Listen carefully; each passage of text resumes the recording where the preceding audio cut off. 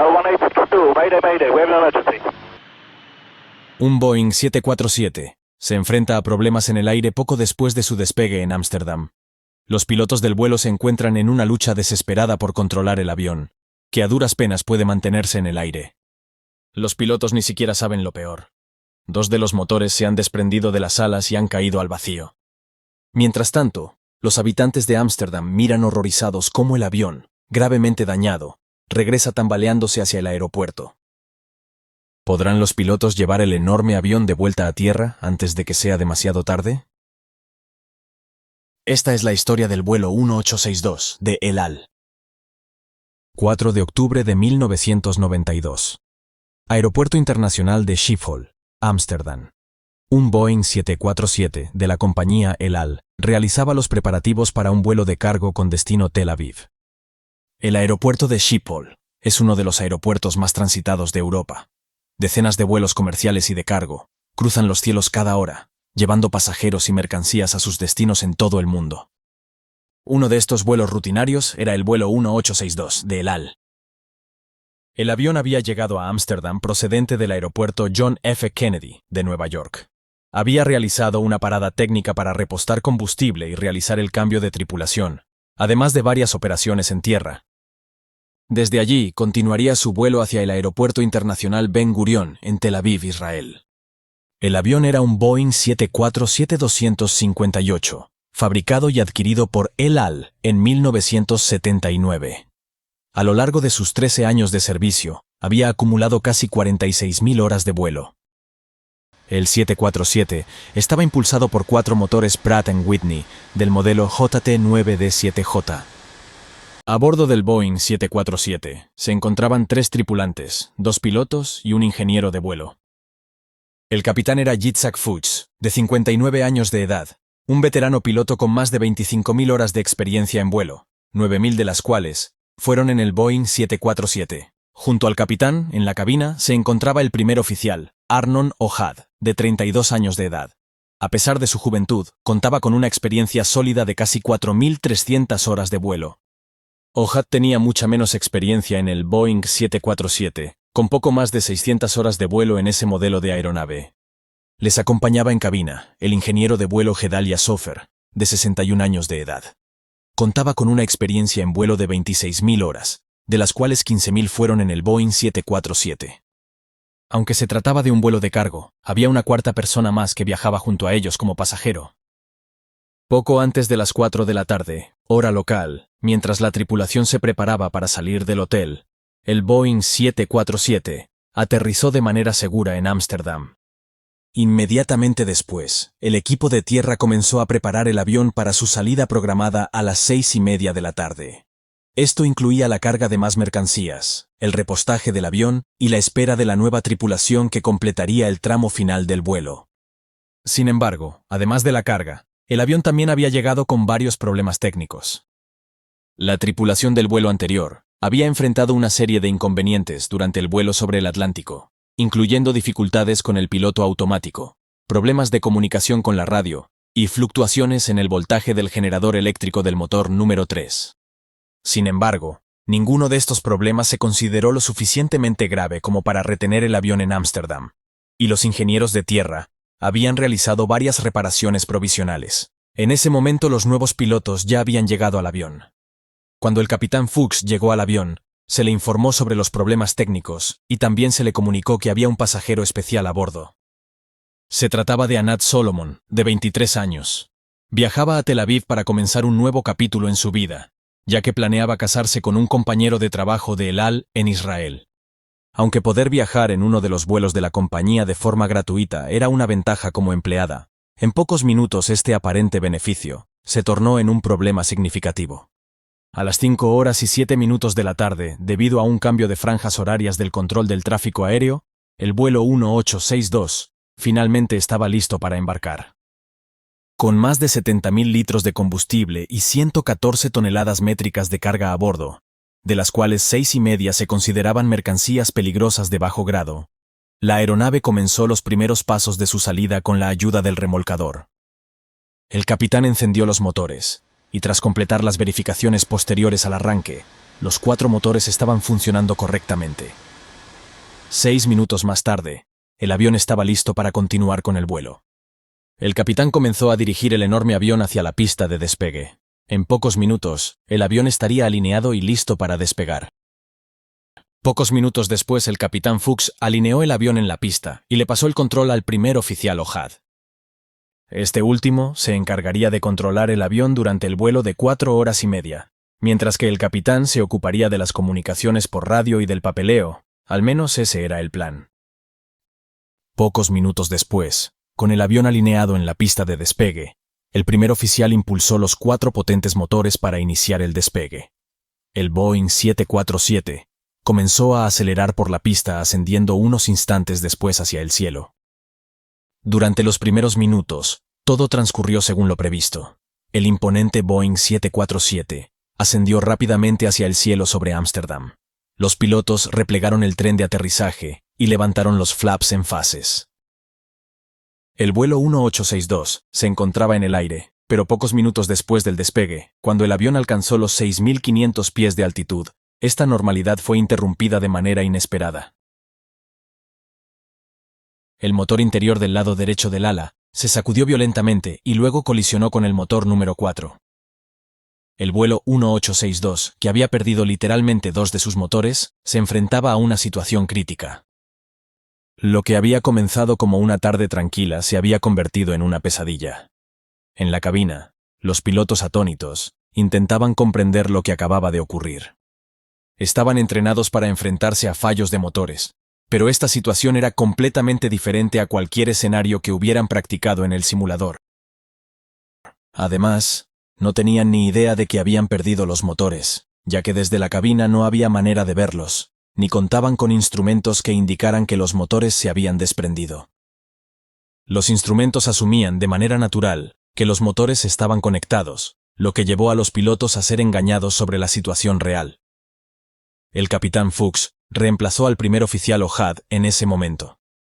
Tenía mucha más experiencia con el Boeing 747 y tendría que utilizar todas sus habilidades para manejar esta crisis. Mientras el capitán Fuchs intentaba desesperadamente recuperar el control del avión, el primer oficial envió una llamada de emergencia. Aunque había múltiples alarmas sonando y luces de advertencia parpadeando, la cabina estaba tan iluminada que ninguno de los miembros de la tripulación se dio cuenta de que los 2 motores del lado derecho se habían desprendido del avión. A pesar de la confusión, era evidente por la forma en que se comportaba el avión, que habían perdido toda la potencia de los motores del lado derecho.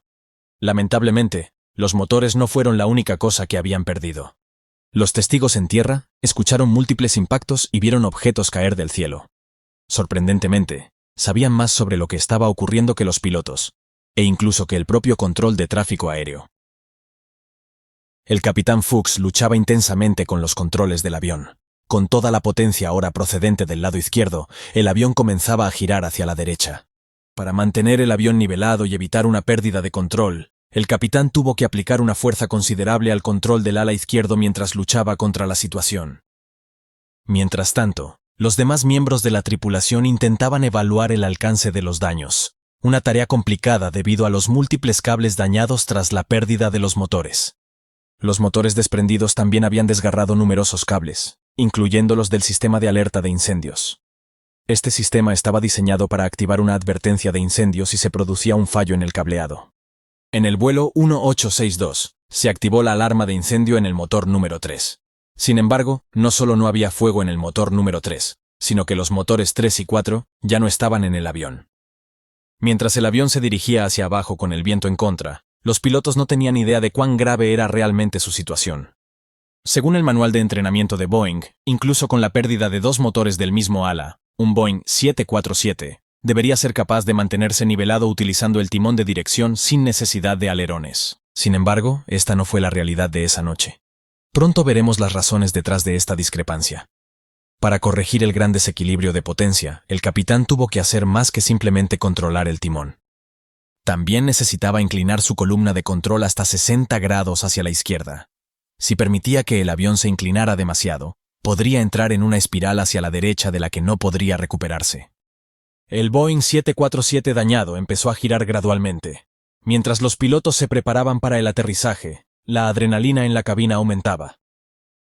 Esta emergencia no se parecía en nada a lo que los pilotos habían entrenado. La razón es que, cuando se desprendieron los dos motores, también se rompieron líneas hidráulicas cerca de la parte delantera del ala. Como ocurre con la mayoría de los Boeing 747, la potencia hidráulica se utiliza para mover los controles de vuelo, como los alerones, que permiten que el avión se incline de un lado a otro. En el vuelo 1862, la falta de presión hidráulica impidió que los alerones del lado derecho funcionaran correctamente, lo que dificultó enormemente el control del avión para girar hacia la izquierda. Esta dificultad se vio agravada por el hecho de que el avión, al haber perdido ambos motores en el lado derecho, tendía a girar hacia la derecha de manera natural. En otras palabras, el avión ahora solo permitía que los pilotos giraran en una única dirección. Para empeorar las cosas, el alerón exterior del ala estaba prácticamente inactivo. Solo podía moverse libremente en el flujo de aire de baja presión sobre la parte superior del ala. Este alerón inmóvil provocó una resistencia adicional, que intensificó la tendencia del avión a desviarse hacia la derecha. Esto explica por qué al capitán le costaba tanto controlar el avión, y por qué tuvo que hacer ajustes en los controles mucho mayores de lo que normalmente se requeriría en una situación de emergencia. Sentado detrás de los pilotos, el ingeniero de vuelo tenía una vista privilegiada de la situación. Al analizar los daños del avión a partir de los indicadores y diales, pudo identificar que la pérdida de dos de los sistemas hidráulicos del avión había hecho que dejasen de funcionar muchos otros sistemas críticos. Además de los alerones, el tren de aterrizaje, los flaps, los frenos del timón, los spoilers y los inversores de empuje, dependían de la presión hidráulica para funcionar.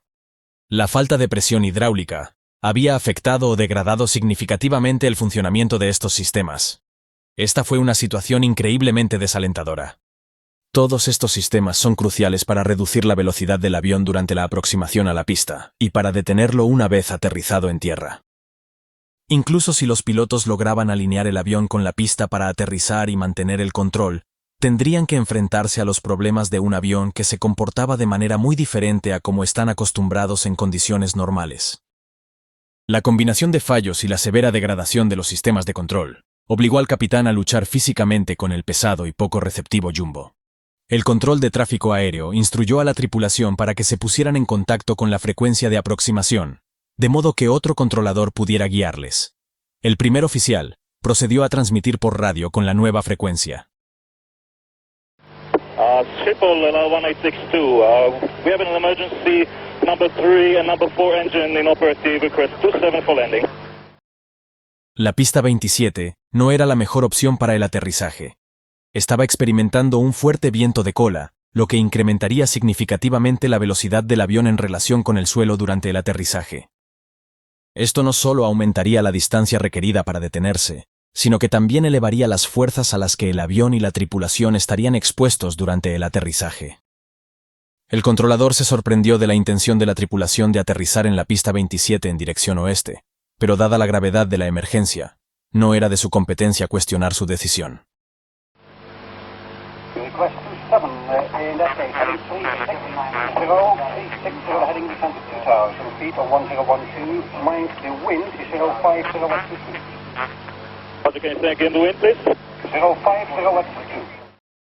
El controlador enfatizó el hecho de que el avión estaba a solo 12 millas de la pista, unos 19 kilómetros.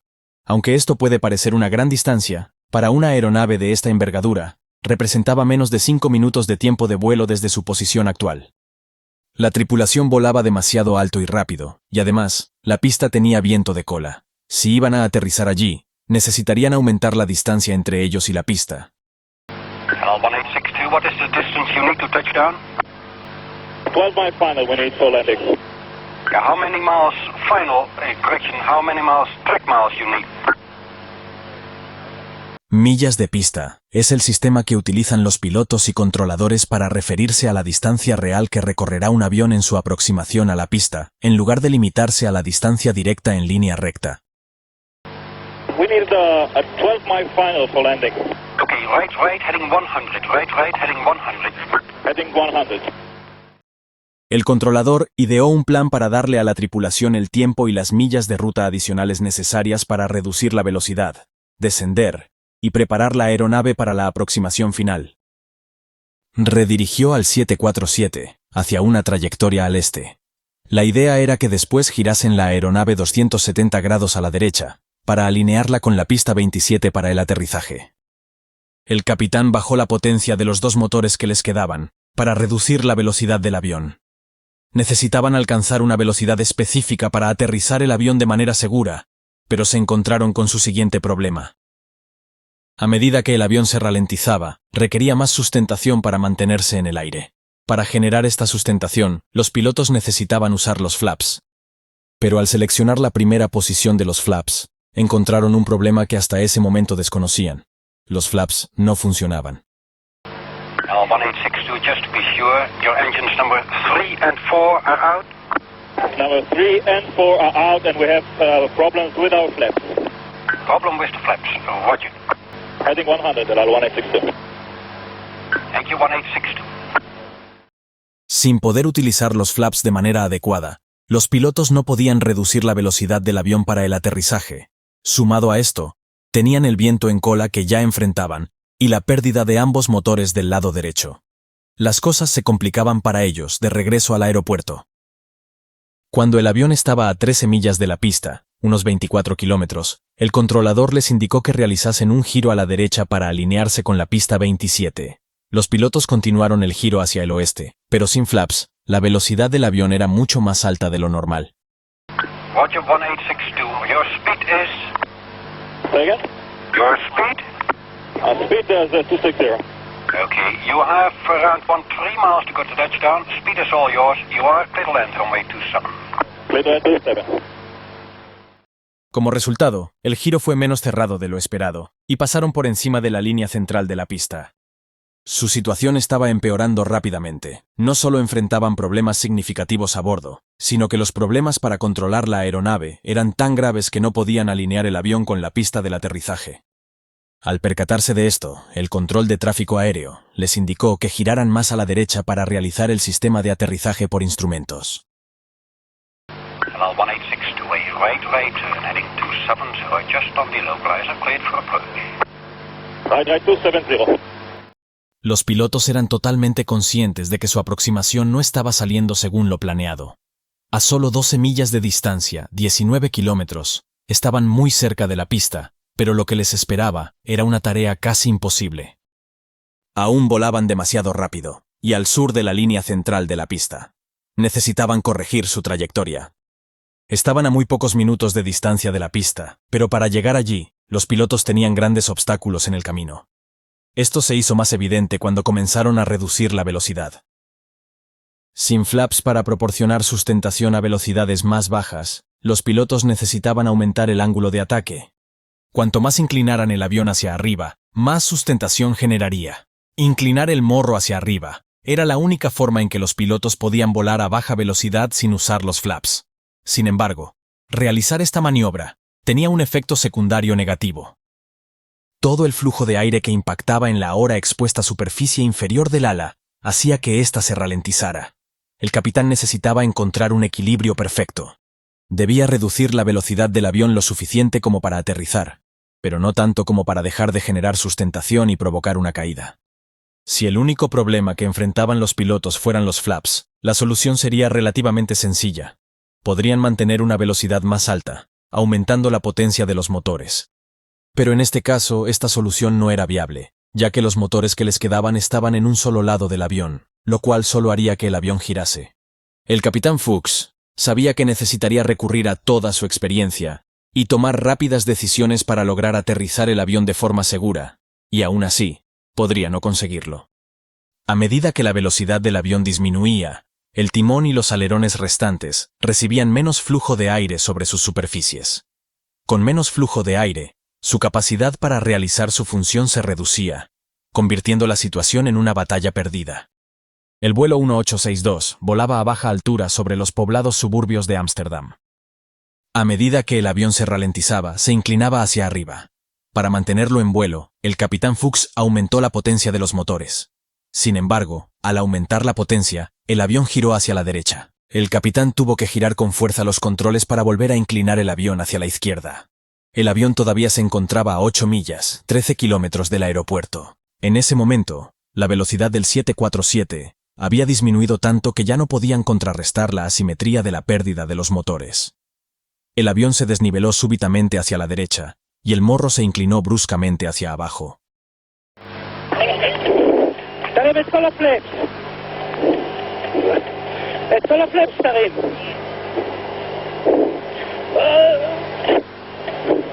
תוריד את הגיר. Going down, 1862. Going down. El avión había entrado en pérdida.